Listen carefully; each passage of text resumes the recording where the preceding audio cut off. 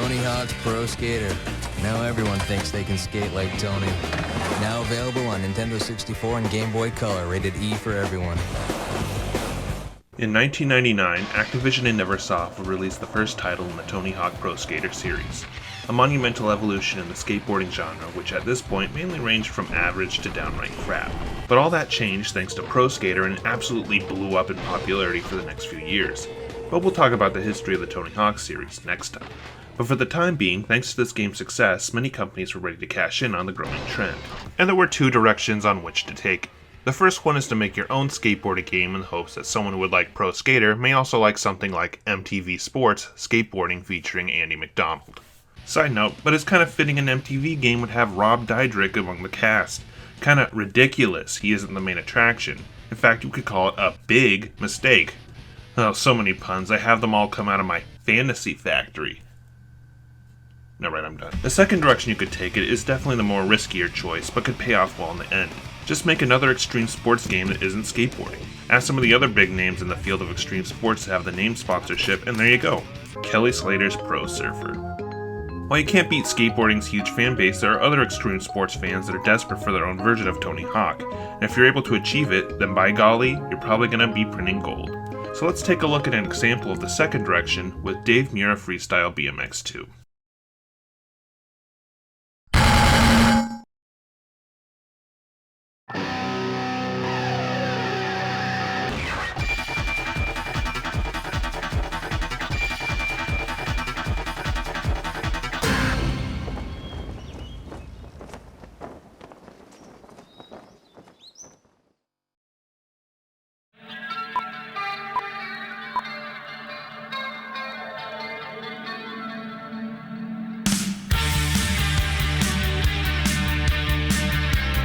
Dave Mirra Freestyle BMX 2, as expected, is a sequel to the first Dave Mirra Freestyle BMX, which I'm just going to call these games Dave Mirra 1 and 2 going forward because yes, these names are quite a mouthful. But yeah, Dave Mirra 1, as expected, was a Pro Skater clone trying to cash in on both its success and as a way to give Freestyle BMX fans their own game. And at the starring role was Dave Mirra. Born in 1974, Dave and his brother Tim spent a lot of their childhoods riding bikes until deciding to go from bike riding to freestyle BMX, doing tricks with their bikes on things like dirt blocks and wooden ramps. By the late 80s, Mirra was getting popular in the field of freestyle BMX and in no time flat was receiving sponsorships here and there, leading into the 90s for his first time in the X Games. Mirra's run in the X Games began with the games themselves in 1995, and from 1995 to 2009, with the exception of 2006, Dave Mirra would end up taking a medal for each year he participated in, resulting in 4 bronze medals, 6 silver medals, and 14 gold medals in his 14-year run, with 1998 easily being his biggest, winning 3 gold medals in 3 different BMX categories. Dave Mirra retired from BMX Freestyle in 2011 while also not competing in any BMX-related event for the 2010 X Games, possibly due to several injuries he received during his time. So for the rest of his sports run, he took up professional rally racing and did alright in the field, getting 4th place as his career best during the 2013 Global Rallycross Championship. While Mirra had a pretty fulfilling life, it came to an end tragically in 2016, where he was found dead after committing suicide at the age of 41, a life took too soon for a man with a huge career and legacy. Moving past tragedy, Mirra's sports fame did cross over into other avenues, such as hosting 2 seasons of MTV's Real World / Road Rules Challenge in 2004 and 2005, appeared in the 2009 rally video game Colin McRae Dirt 2, started his own bike company called Mirraco, later named Mirra Bikes after he passed away, and probably his biggest contribution, lending his name to a freestyle BMX video game franchise starting in 2000. Obviously, because Tony Hawk's Pro Skater was so big the previous year, Acclaim was looking to cash in and got a studio known as Z-Axis to do the work. Founded in 1994, it would take a while before Z-Axis would get any big work, but the big day came in 1998 where they would produce not very interesting games like Fox Sports College Hoops 99 and Alexi Lalas International Soccer. Clearly they were the developer for sports games no one cared about. Also in 1999, Activision for some reason would pick them up to do a Space Invaders reboot. Alright. 1999 would also be a notable year for Z-Axis since they developed a game with some interesting history to it. That would be Thrasher Presents Skate and Destroy. Skate and Destroy was released a month after the first Tony Hawk's Pro Skater, so they were essentially dueling games in the fall of 1999. So which one would the public gravitate towards? Well, this one's obvious. Pro Skater just absolutely nailed it in the controls department, while Skate and Destroy just didn't. It was just awkward to play with the button to push your character forward. As expected, Skate and Destroy fell into the obscurity pit, while Pro Skater became a phenomenon. On the wall.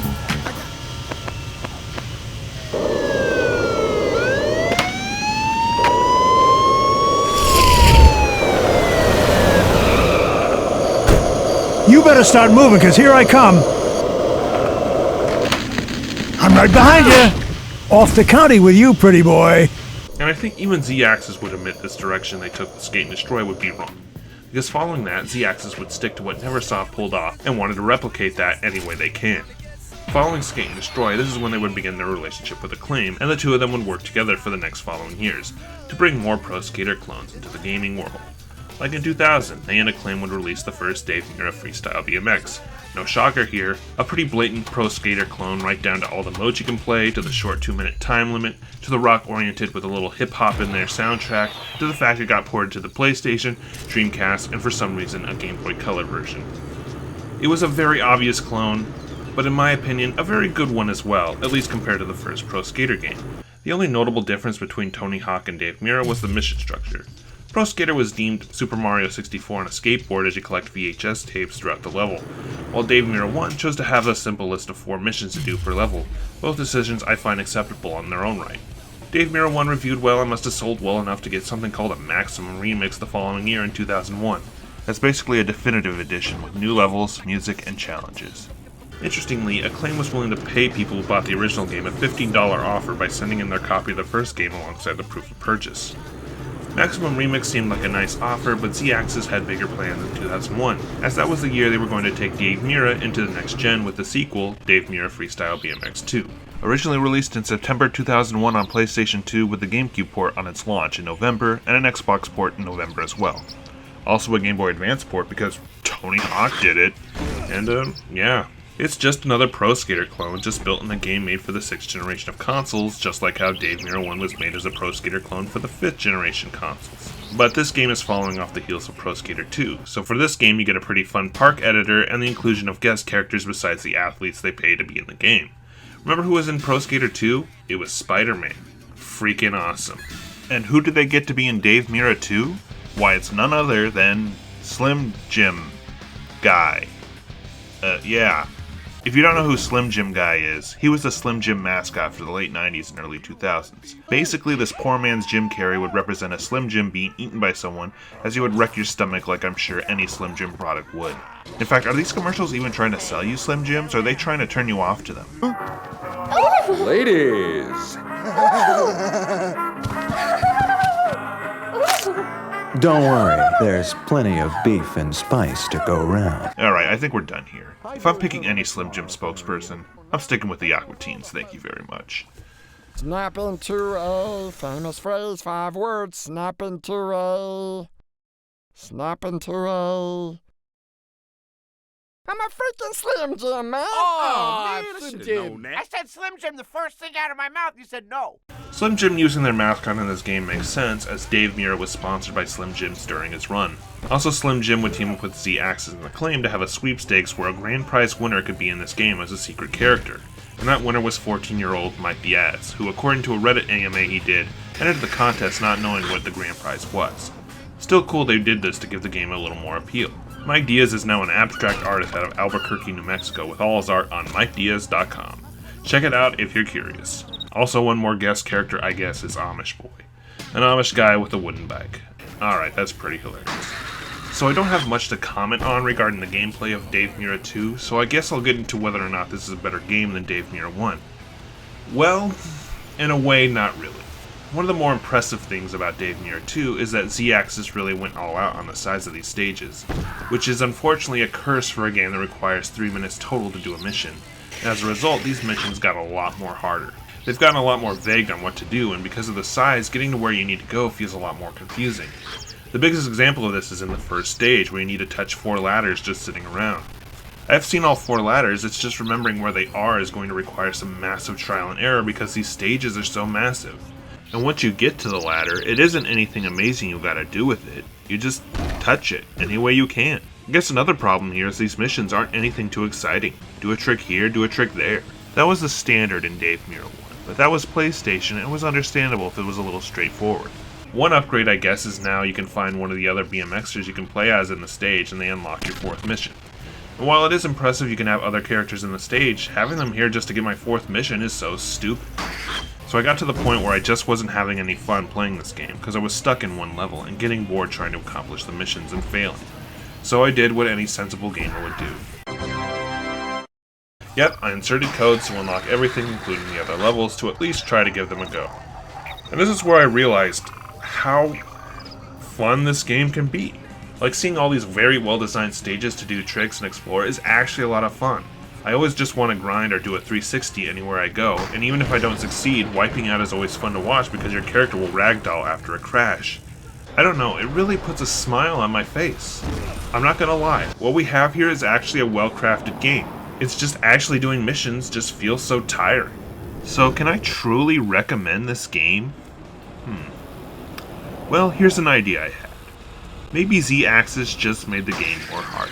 And I mean that in a good way, as in if you want an extreme sports game where you have to do missions but you want them to be a lot more difficult, then Dave Mirra Freestyle BMX 2 is the game you're looking for. Because not only is the challenge there, but the game also feels really fun to play. Of course, I may just be thinking too hard here. I can see people seeing this game as a fun challenge version of Pro Skater, or just really badly designed in comparison.